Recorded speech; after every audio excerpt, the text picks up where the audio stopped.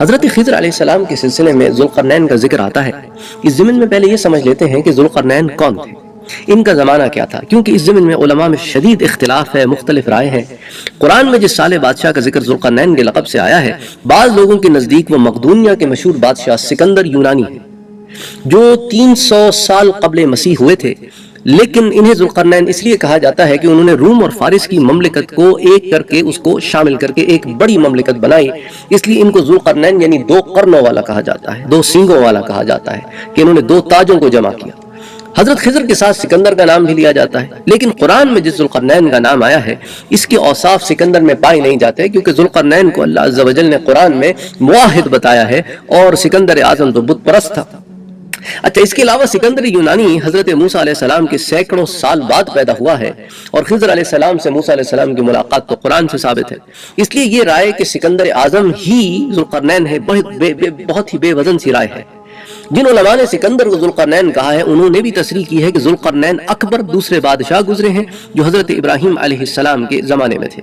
بعض مورخین کے مطابق ذوالقرنین 2 گزرے ہیں، ایک کو ذوالقرنین اکبر اور دوسرے کو ذوالقرنین اصغر کہتے ہیں۔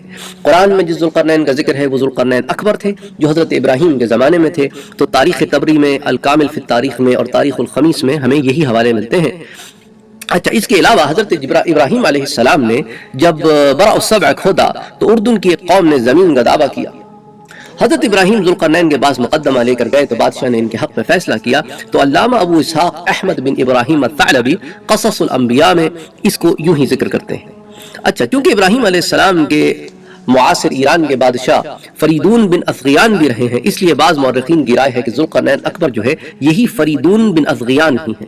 اس رائے کا اظہار علامہ طبری نے تاریخ طبری میں کیا ہے، اور پھر الکامل فی التاریخ میں بھی اس کا ذکر یوں ہی ملتا ہے۔ تاریخ الخمیس کے مطابق ذوالقرنین سام بن نوح کی اولاد میں سے تھے، ان سے حضرت ابراہیم کی ملاقات ہوئی، انہوں نے زمین کی سیاحت کی، حضرت خضر ان کے آگے آگے رہتے تھے۔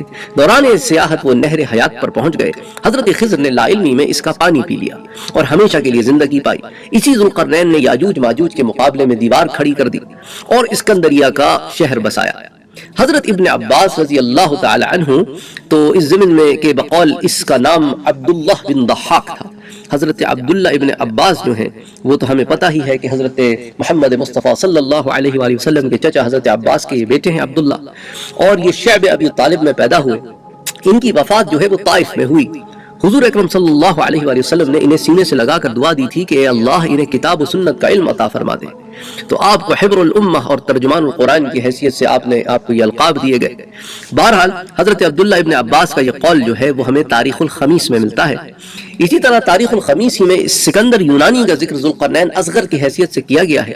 یہ وہی بادشاہ ہے جس نے ایران کے بادشاہ کو قتل کرنے کے بعد اس کے ملک پر قبضہ کیا تھا، اس کی بیٹی کے ساتھ شادی کی اور روم اور فارس کے علاقوں پر ایک وسیع سلطنت قائم کی۔ اسی وجہ سے ذوالقرنین کہلایا۔ کہا جاتا ہے کہ وہ آب حیات کی تلاش میں ظلمات گیا جو قطب شمالی کے متصل ہے، 18 دنوں تک وہاں سیر کرتا رہا، اس کے بعد عراق لوٹ گیا۔ تو یہ ڈیٹیل بھی تاریخ الخمیس ہی کی جلد نمبر 1 میں آتی ہے۔ ان کے علاوہ بھی تاریخ میں کم از کم 3 بادشاہ ایسے گزرے ہیں جنہیں ذوالقرنین کے نام سے یاد کیا جاتا ہے۔ تو کرنٹ ٹائمز، آج کے جو مفسرین ہیں، جسے کہتے ہیں نا عصر حاضر کے جو مفسرین ہیں، ان میں سے بعض کی رائے یہ ہے کہ ایران کا جو مشہور بادشاہ خورش گزرا ہے، یہ گزرا ہے کوئی 560 قبل مسیح کا زمانہ تھا اس کا۔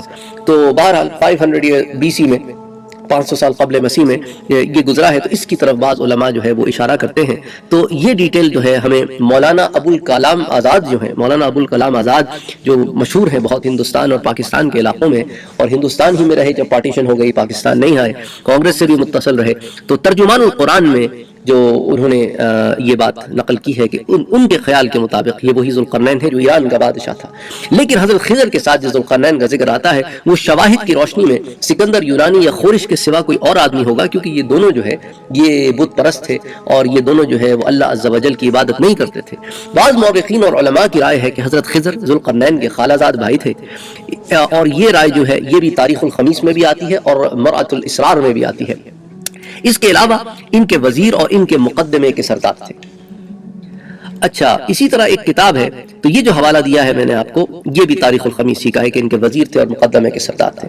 اچھا ساتھ ہی ساتھ جو میں آپ کو ایک اور بات بھی بتاتا چلوں، جو ایک کتاب ہے حیات الحیوان، حیات الحیوان جو ہے اس میں ذوالقرنین کے نام و نسب کے بارے میں مختلف روایات ہیں۔ ایک کے مطابق ذوالقرنین کا نام اسکندر ہے، ان کے والد علم نجوم کے ماہر تھے، اور انہوں نے ایک رات اپنی بیوی سے کہا کہ مسلسل جاگنے سے میری طبیعت خراب ہو گئی ہے، میں سونا چاہتا ہوں، تم جاگتی رہو، اور میں فلاں جگہ انگلی سے اشارہ کرتے ہوئے جگہ کی نشاندہی کی، اس سے جس وقت یہ ستارہ طلوع ہو اس وقت مجھے جگہ دینا، میں اٹھ کر تمہارے ساتھ ہم بستر ہوں گا، تمہارے حمل ٹھہرے گا اور تمہارے بدن سے ایک لڑکا پیدا ہوگا جو آخری زمانے تک زندہ رہے گا۔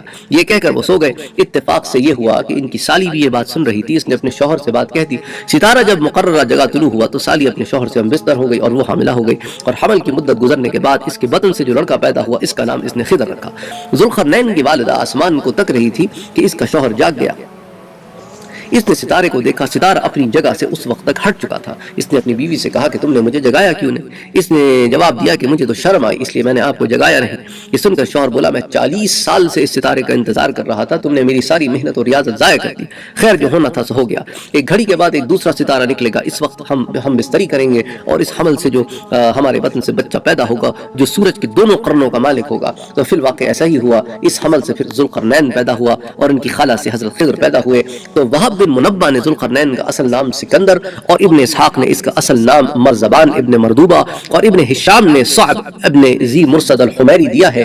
بعض علماء نے ذوالقرنین کا نام سکندر دیا ہے۔ علامہ دمیری لکھتے ہیں کہ سیر اور تاریخ کی کتابوں سے یہ ظاہر ہوتا ہے کہ سکندر نام کے دو الگ الگ زمانوں میں دو لوگ ہوئے ہیں، ان میں ایک حضرت ابراہیم کے زمانے میں تھے اور ایک حضرت عیسیٰ کے زمانے میں تھے۔ تو کتاب حیوات الحیوان میں یہ جلد دوم میں یہ تفاصیل آتی ہیں۔ اچھا ایک روایت کے مطابق ذوالقرنین اللہ تعالیٰ کے صالح بندوں میں سے تھے، اور اسی طرف قرآن بھی دلالت کرتا ہے، تو یہ قول سب سے زیادہ قرآن کے قریب معلوم ہوتا ہے۔ اللہ تعالیٰ نے انہیں مشرق و مغرب کی سلطنت عطا کی۔ ایک فرشتہ ان کا دوست تھا جس کا نام رفائیل تھا، یہ فرشتہ ذوالقرنین سے ملاقات کرنے آتا تھا۔ ایک روز ذوالقرنین نے دوران گفتگو اس سے پوچھا کہ مجھے آسمانوں میں فرشتوں کی عبادت سے آگاہ کرو۔ رفائیل یہ سوال سن کر رو پڑا اور بولا کہ ہماری عبادت کے مقابلے میں تم لوگوں کی عبادت کیا ہے؟ آسمان میں اللہ کے ایسے فرشتے ہیں جو ہمیشہ حالت قیام میں رہتے ہیں، کبھی نہیں بیٹھتے، ایسے بھی فرشتے ہیں جو حالت سجدے میں رہتے ہیں، کبھی نہیں اٹھتے، اور ایسے بھی فرشتے ہیں جو رکوع کی حالت میں رہتے ہیں، کبھی نہیں کھڑے ہوتے۔ اس پر یہ فرشتے پڑھتے ہیں ربنا ما عبدناک حق عبادتک، اے ہمارے پروردگار ہم آپ کی عبادت نہیں کر پائے جیسے کہ آپ کی عبادت کا حق تھا۔ یہ سن کر ذوالقرنین جو ہے وہ رو پڑا۔ رفائیل سے کہا کہ رفائیل میں چاہتا ہوں کہ میری عمر طویل ہو تاکہ میں اللہ کی ایسی عبادت کروں کہ اس کی بندگی کا حق ادا ہو۔ رفائیل نے کہا کیا تم واقعی ایسا چاہتے ہو؟ اس نے جواب دیا ہاں۔ رفائیل نے کہا اللہ تعالیٰ کا ایک چشمہ ہے جسے چشمہ حیوان کہتے ہیں، جو اس میں سے ایک گھونٹ پانی پی لے گا اسے کبھی موت نہ آئے گی جب تک وہ خود اللہ سے موت کی درخواست نہ کرے۔ ذوالقرنین نے رفائیل سے پوچھا کہ کیا تم وہ مقام جانتے ہو؟ تو اس نے صرف اتنا بتایا کہ ہم آسمان میں آپس میں چرچا کرتے ہیں کہ ایک ظلمت تاریک جگہ ہے جہاں کسی انسان یا جن کے قدم نہیں پہنچتے ہیں، ہمارا خیال ہے کہ یہ چشمہ اسی ظلمات میں ہوگا۔ ذوالقرنین نے زمین کے علماء کو جمع کر کے ان سے اس چشمہ حیوان کے بارے میں سوال کیا تو انہوں نے کہا کہ ہم کو چشمہ حیوان کا علم نہیں ہے۔ ذوالقرنین نے پوچھا کیا تمہیں اس کا علم ہے کہ اللہ نے کوئی تاریک مقام پیدا کیا ہے؟ ان میں سے ایک عالم نے کہا کہ آپ اس کے بارے میں ہم سے کیوں سوال کرتے ہیں؟ ذوالقرنین نے اپنا مدعا بیان کیا تو عالم نے کہا کہ میں نے حضرت آدم کی وصیت میں اس ظلمات یا تاریک مقام کا بیان پڑھا ہے، اور یہ مقام سورج کے طلوع ہونے کی جگہ پر ہے۔ ذوالقرنین نے سفر کی تیاری کی، 12 سال تک سفر کرتے رہے اور اس کے بعد تاریک مقام کے کنارے تک پہنچے۔ وہاں رات نہیں ہوئی تھی، دھواں سا اٹھ رہا تھا۔ اس نے فوج کو جمع کیا اور کہا کہ میں آگے جانا چاہتا ہوں۔ انہوں نے منع کیا۔ ان کے ہمراہ جو علماء تھے انہوں نے بھی انہیں اس ارادے سے باز رکھنے کی کوشش کی کہ کہیں اللہ ناراض نہ ہو، لیکن ذوالقرنین نے کسی کی نہ مانی اور انکار کیا اور 6000 فوجوں کو منتخب کر کے آگے بڑھا، جن کی سواری کے لیے 6000 باقرہ گھوڑیاں تیار کی۔ خضر کو 2000 آدمیوں پر مشتمل اس نے جو ہے فرنٹ لائن جو مقدمہ ہوتا ہے اس کا سردار بنایا، اور حضرت خضر آگے آگے چل پڑے۔ ذوالقرنین کے چھپانے کے باوجود حضرت خضر جان گئے کہ وہ کیا تلاش کر رہا ہے۔ حضرت خضر چلتے چلتے ایک وادی تک پہنچ گئے۔ وہ سمجھ گئے کہ چشمہ اسی وادی میں ہے۔ انہوں نے وادی کے بالائی حصے پر پہنچ کر اپنے ساتھیوں کو روکا اور خود آگے بڑھ گئے۔ چلتے چلتے وہ پانی کے ایک چشمے کے کنارے پہنچ گئے۔ پانی دودھ سے زیادہ سفید اور شہد سے زیادہ میٹھا تھا۔ انہوں نے کپڑے اتارے، پانی پیا، وضو کیا اور غسل کر کے باہر آ گئے اور کپڑے پہن کر چلے آئے۔ جب بادشاہ ذوالقرنین وہاں گیا تو اسے چشمہ نہ ملا۔ اسی طرح الاصابہ میں آتا ہے، اسی طرح البدایہ والنہایہ میں آتا ہے۔ صفحات بھی میں بتا دیتا ہوں آپ کو۔ الاصابہ کے صفحہ نمبر 291 سے 293 میں، جلد نمبر 2 میں یہ ڈیٹیل مل جائے گی آپ کو۔ البدایہ والنہایہ کی جلد 2 صفحہ 107 پہ ہمیں، اور قصص الانبیاء المسمی بالعرائس اس کے صفحہ نمبر 398 سے 400 پر آپ کو مل جائے گی۔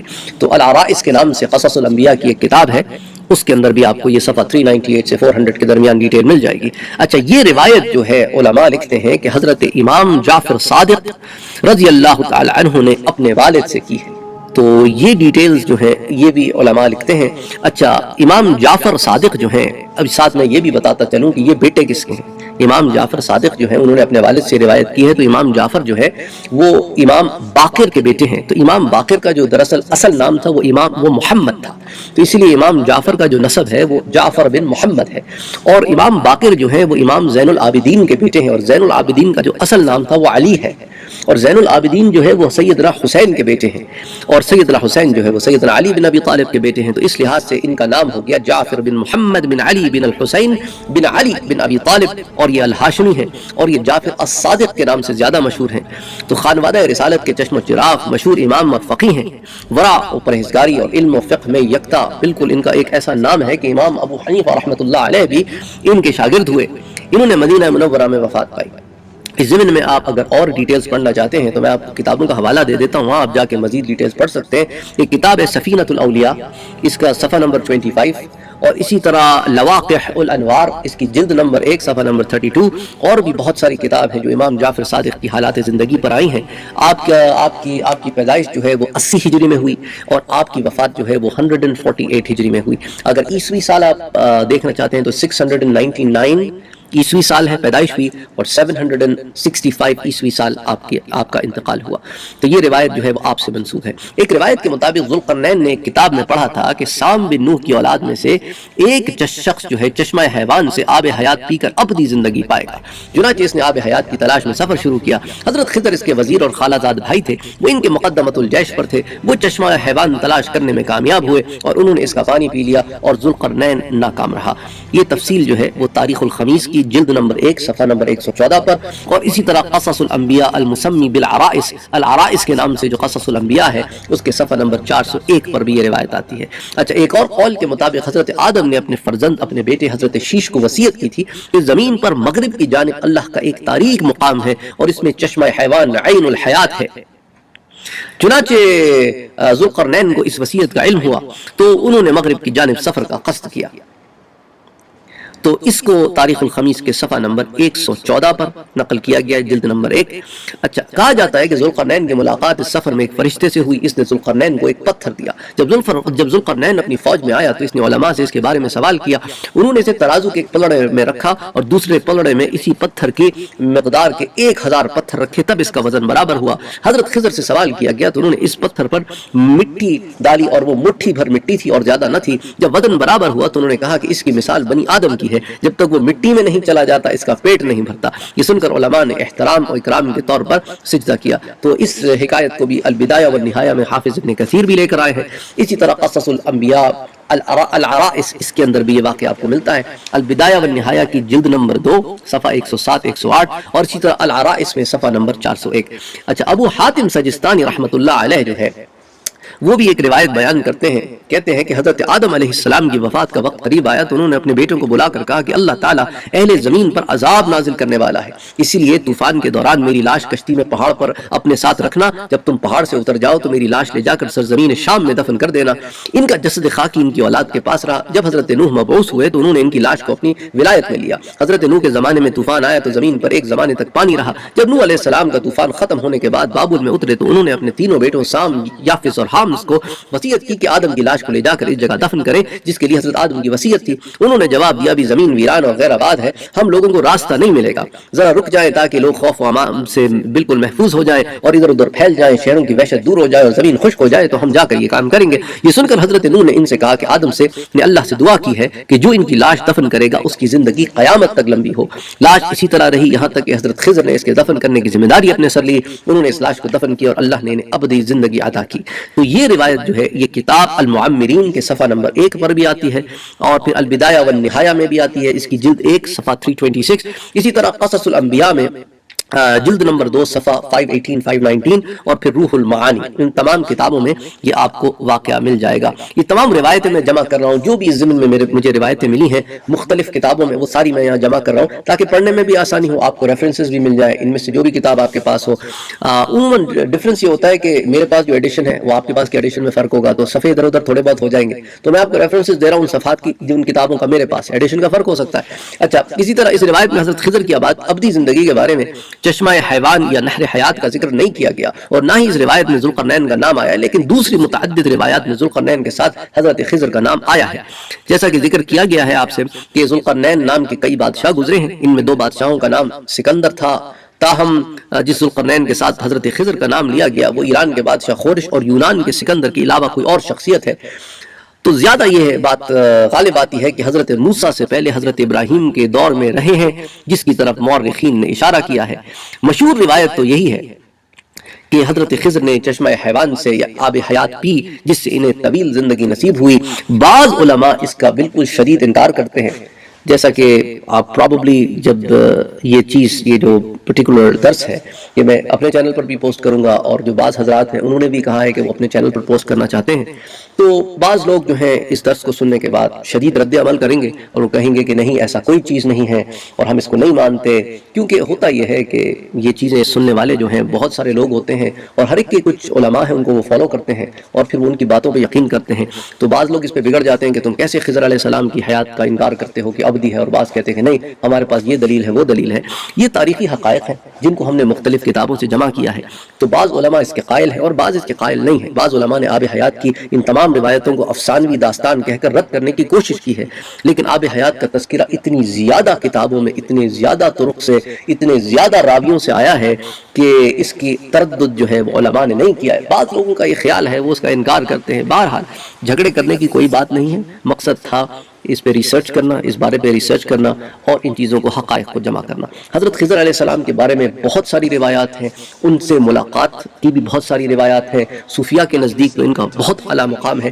تو اس ضمن میں ہم صوفیاء کی کتابوں کا بھی مطالعہ کر رہے ہیں اور دیگر اور تاریخی کتابوں کا بھی مطالعہ کر رہے ہیں، تو پھر ان سے جو ڈیٹیلز ہمیں جمع ہو رہی ہیں پھر ان کو 10 کی صورت میں یہاں آپ کے سامنے جمع کرنے کی کوشش کر رہے ہیں۔ تو خضر علیہ السلام کا جو سلسلہ ہے وہ بہت طویل ہے، بہت طویل سلسلہ ہے، تو اس ضمن میں جو ہمیں چیزیں جمع ملتی رہیں گی ان کو ہم جمع کر کے آپ کے سامنے پیش کرتے رہیں گے۔ وما علینا الا